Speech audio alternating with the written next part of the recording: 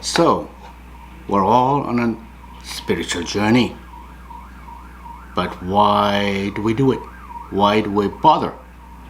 Do we do it out of intellectual curiosity because we want the intellectual satisfaction of knowing about it?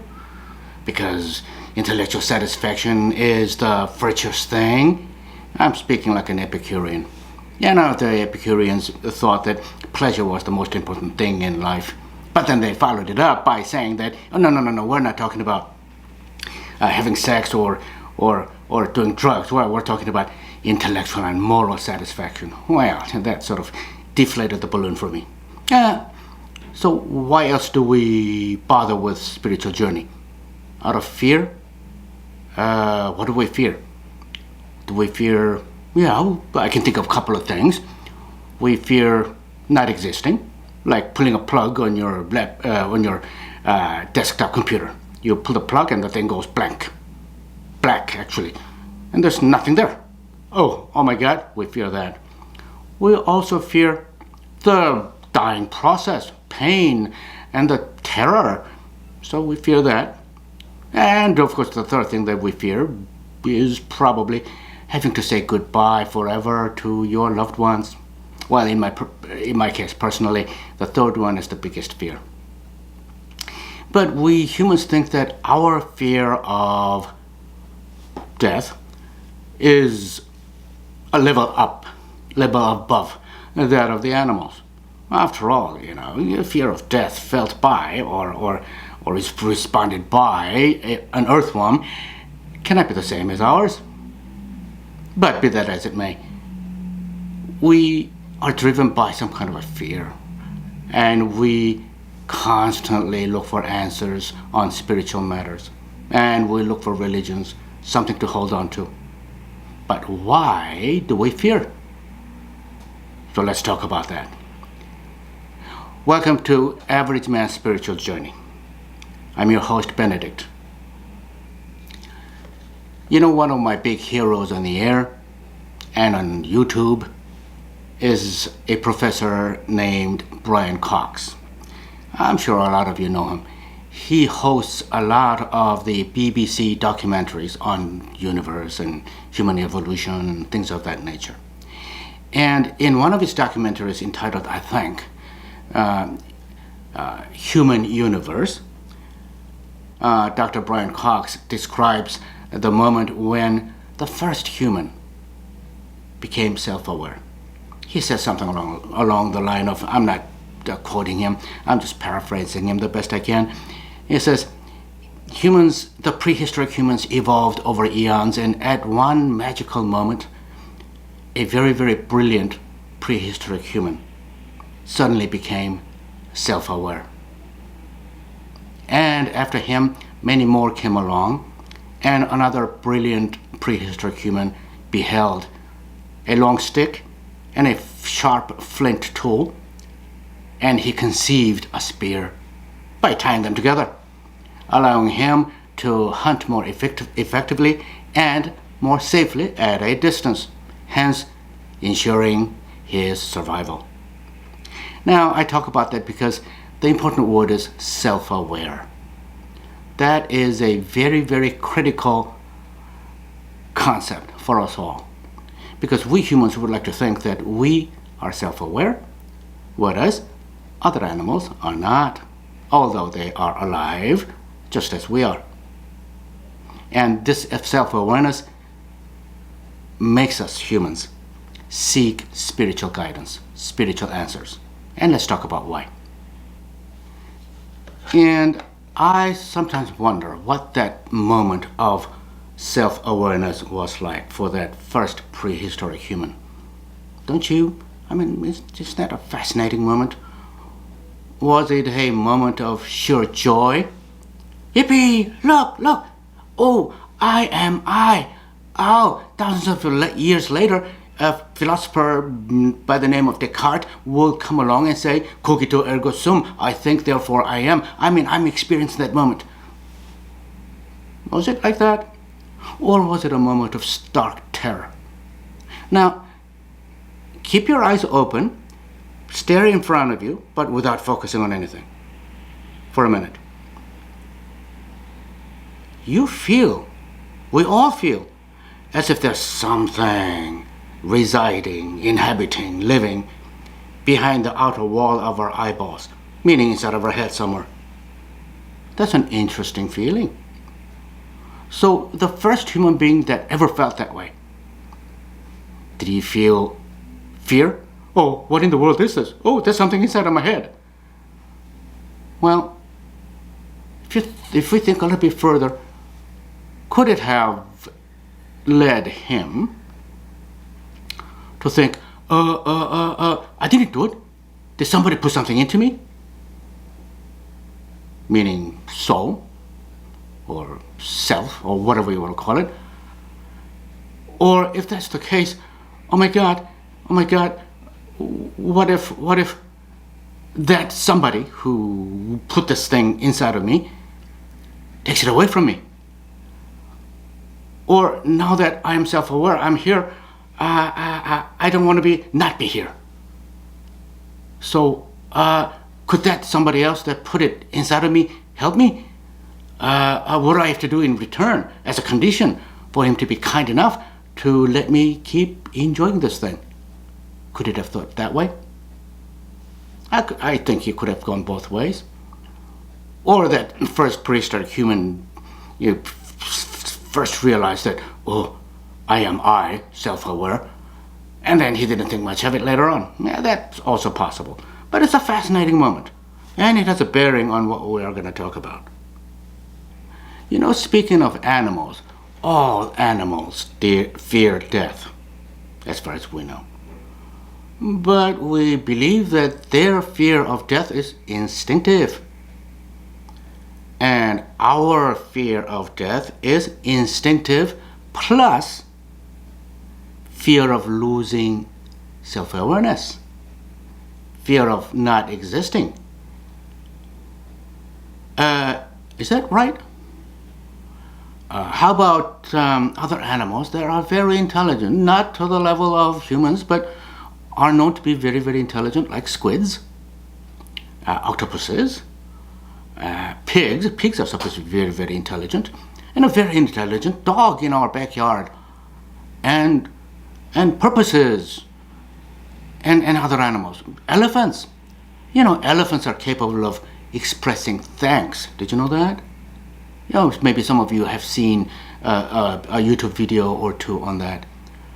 So, are they aware? Oh. Do they fear death on a level a little bit above that of pure instinctual fear of death? I don't know. Do you? But this is an important question that'll have great deal of ramifications on a lot of things that you and I will be talking about today and later on. I wonder, did this self-awareness suddenly happen automatically, naturally, as prehistoric humans' brains got bigger and bigger? Let's think about that. If that is supposed to be correct, meaning without an intervention from outside, by God or whatever else we want to call it, then we could make this hypothesis. What if we increased the size and speed of our RAM memory in our computers more and more, ever and ever? Wouldn't all our computers become self-aware at a certain moment? Nah, probably not. Even if there was no outside intervention, maybe there was some function of our brain deep inside that sparked self-awareness, whereas the brain function in even some of the more smarter animals did not.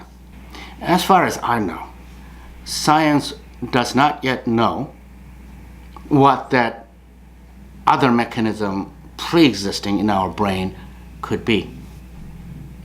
Well, if somebody ever proves beyond a shadow of doubt that human brains do not have a built-in mechanism that eventually would make human brain self-aware, then the remaining answer could be, well, if you increase your RAM memory as big and fast as possible, more and more, and eventually it'll become self-aware. That sounds kind of nonsensical. I mean, look at my computer. I mean, it's a very good computer, but let's say it has great deal of RAM space and RAM speed. Will it all of a sudden start talking to me? Hey, Ben, I became self-aware last night at 11:22 p.m. Will he do that? I don't know. That sounds implausible. Then that only leaves a third-party intervention from outside of us. Oh, I wonder what atheists would say about that. I wonder what scientists would say about that. By the way, speaking of atheists, there are some sublimely intelligent atheists out there. When we begin to talk about atheism and agnosticism and things like that, I'll provide the links to some of these incredible people. There is Richard Dawkins from England, and there's Sam Harris from America. I mean, amazingly intelligent people. You know what you and I are doing right now as average people? We're peering into the windows, standing outside of a brain science building at a university. Inside there are neuroscientists, cognitive psychologists, and psychiatrists, brilliant people working very hard, trying to figure out what triggers self-awareness, what pushes a brain function beyond the thin red line beyond which is self-awareness and below which is mere mechanical computation. They're hard at work.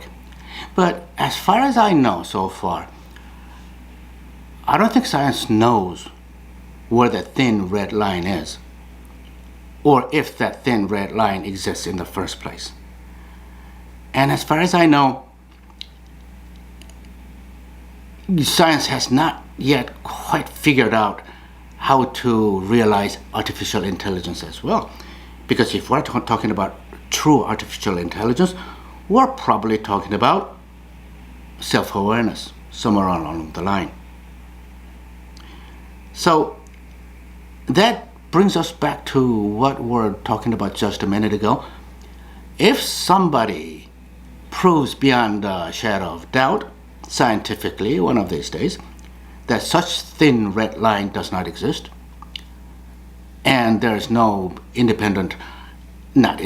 separate portion of our brain, well, pineal gland, we'll talk about that later on, is a potential candidate, but some portion of our brain that makes human brain attain self-awareness, then the only remaining hypothesis of why humans became self-aware could only be explained by a third-party intervention.